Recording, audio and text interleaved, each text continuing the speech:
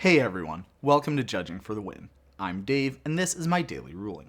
Amy activates Prodigal Pyromancer, targeting Nick while she controls True Conviction. Nick responds by playing a Pounce to make Grizzly Bears fight Prodigal Pyromancer. How much damage is dealt to Grizzly Bears and to Nick? How much life does Amy gain?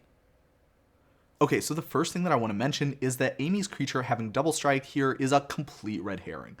The Double Strike ability functions by inserting an extra combat damage step right before the normal one and letting creatures with Double Strike deal combat damage during both those steps.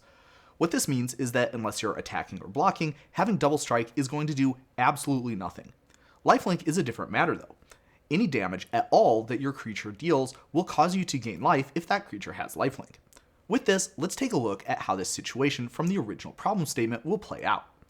First, Amy's Prodigal Pyromancer will fight Nick's Grizzly Bears.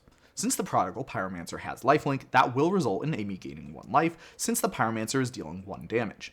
Unfortunately, it will also be taking 2 damage from the Grizzly Bears, so that means the Prodigal Pyromancer will not survive that fight. Next, the Prodigal Pyromancer's ability will resolve.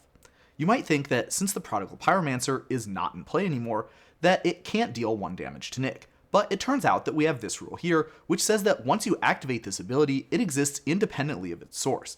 Even if Prodigal Pyromancer dies or gets removed somehow, it still will deal 1 damage to Nick. Pretty cool, right? Incidentally, this rule is really important for abilities like Mog Fanatics. Otherwise, it's not really clear how abilities like that would function at all, since the Mog Fanatic leaves the battlefield as part of the cost to activate the ability, so there's no way that it could be around during the time when it's supposed to be dealing the damage. Okay, so now there's just one loose end to tie up, this being the question of whether Amy gains life off of this second instance of Prodigal Pyromancer dealing damage. Maybe you were thinking that Amy was lucky to even have the Pyromancer deal this damage at all here, so she shouldn't be greedy, but it turns out that she gets the life too. If a source changes zones before it's instructed to deal damage, then whether it has lifelink is determined based on the last known information of that source.